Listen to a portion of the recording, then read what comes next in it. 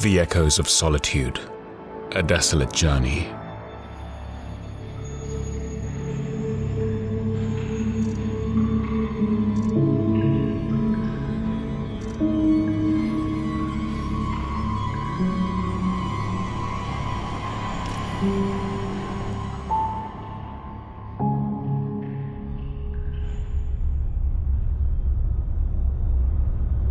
The stars sparkled with a deceptive beauty in the vastness of space as Captain James Mercer maneuvered his spacecraft, the Acropolis, through the depths. The mission was simple: to explore new frontiers, bring mankind closer to the mysteries of the universe, and await relief personnel. Yet as he stood alone on the bridge, James couldn't help but feel a creeping unease. He thought he could handle a solo mission. He thought he could stomach being alone. Months had passed since his last communication with Earth. A malfunction in the communication system had left James isolated, a lone presence adrift in the abyss. Every attempt to establish contact had been met with crushing silence, amplifying the weight of his solitude. This is Captain James Mercer of the Acropolis. It has been 211 days since I lost contact with Earth. My attempts to restore connection have thus far been unsuccessful. Food rations are well maintained, and orbital analysis is ongoing. Mercer out.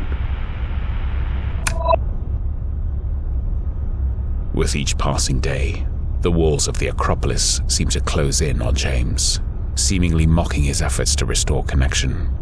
The once cheerful captain could feel his sanity slowly unravel. He questioned his reality, fearful of the sinister truths lurking in the shadows of isolation.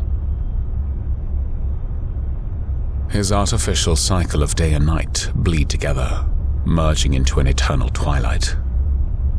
James finds himself haunted by an unnerving silence, broken only by the occasional rattling of pipes and whirring of machinery.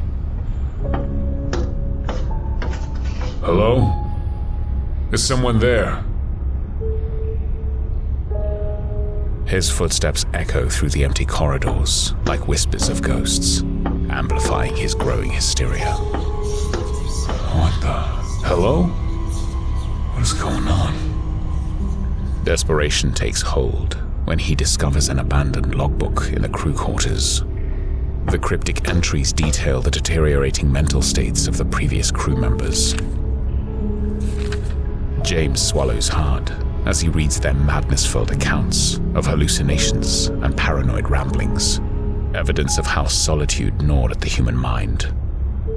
As if mirroring the words on the pages, eerie visions begin to taunt James. Shadows dance through the ship's dimly lit halls, taunting him with their elusiveness. He can swear he hears distant whispers, carried on the ghostly echoes of forgotten souls.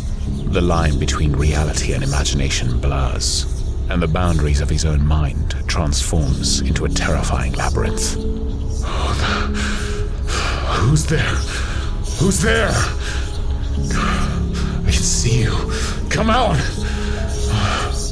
Determined to pierce through the shroud of this nightmarish existence, James pushes himself further. He compiles every piece of technical knowledge at his disposal, meticulously examining the intricate web of wires and circuitry in a desperate attempt to re-establish communication. No stone is left unturned, no manual unread. Days turn into weeks, and weeks turn into months. With each failed attempt to connect with Earth, James can feel his grip on reality slipping away. Doubt and paranoia shroud him like a constant companion, whispering nefarious secrets in his ear. But as James is about to surrender his fraught mind, a glimmer of hope sparks.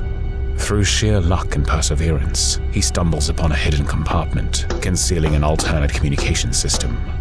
It is a beacon of salvation in this twisted Odyssey. Okay. Okay. With renewed vigor, he initiates the system, his heart pounding in anticipation.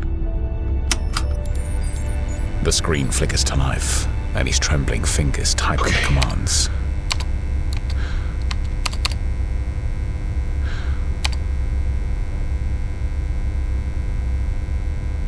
Yet as seconds turn into minutes, and minutes into hours, the screen remains stubbornly blank. Come on. The beckoning light of hope is extinguished once more. Come on. Come on. No. Please, just come on. I just... Please, just... I just... Don't find me. Oh my God. Oh my God. Please.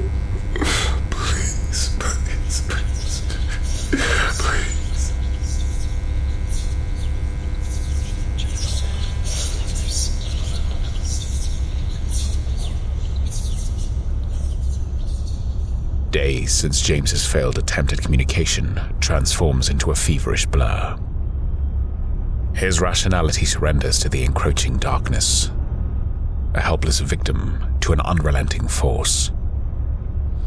The once audacious leader becomes a mere shell of a man, plagued by shadows that contort into grotesque figures. Every creak and groan of the spacecraft becomes an instrument of psychological torment, insisting that he is not alone out here. He can sense an oppressive presence watching him, its sinister gaze piercing through his very being. He fights against the overwhelming dread, but in the ever-encroaching silence, his sanity crumbles like dust. His descent into madness reaches a crescendo when James begins to question his own identity. Reflections in the mirror appear distorted, foreign. Who am I? He struggles to recall his own face, fumbling through old photographs to reacquaint himself with the man he once was. The isolation has robbed him not only of contact with the outside world, but also with his own fragile sense of self.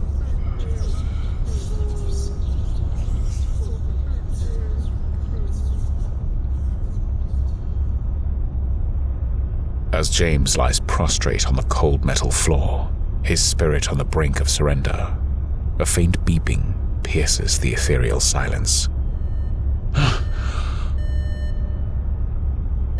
He forces himself up, his eyes glazed with desolation. Hope has been sacrificed long ago, but curiosity lures him closer. He follows the sound, his footsteps echoing through the ship like a painful reminder of his solitude. The beeping grows louder, echoing through the halls. James traces its source, his heart pounding with a strange mix of anticipation and dread. Finally, he reaches the crew quarters, where the abandoned logbook lies forgotten. The pages fluttered, drawn by some otherworldly force. As he opens the logbook, a single word painted in bold strokes leapt from the page. Found. Relief and confusion war within him. Was it a fracture in his own sanity, or something more tangible? The wheels of his mind turn, frantically searching for answers that would ultimately evade him.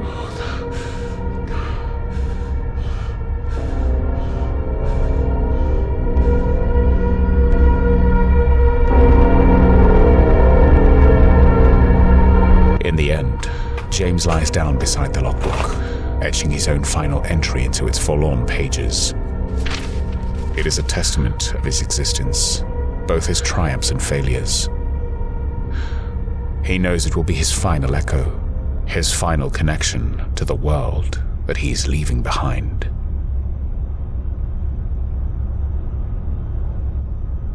As the Acropolis carries James Mercer deeper into the unknown, the stars bear witness to his struggle, a lone traveler forever lost in the cosmic ocean, his mind forever trapped in the labyrinth of solitude.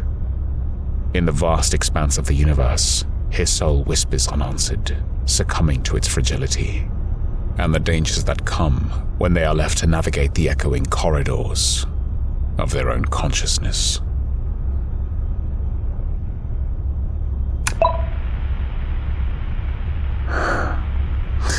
Captain's log, June 12th, 2167. It has been 6 years since I lost contact with Earth. I know that I will now die here.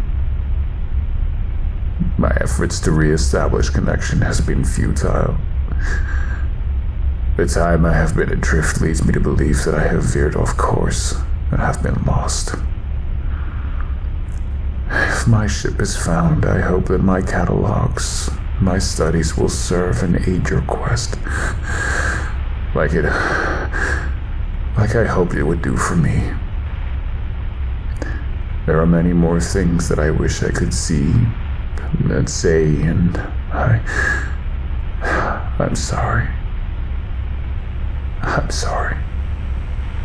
Mercer out.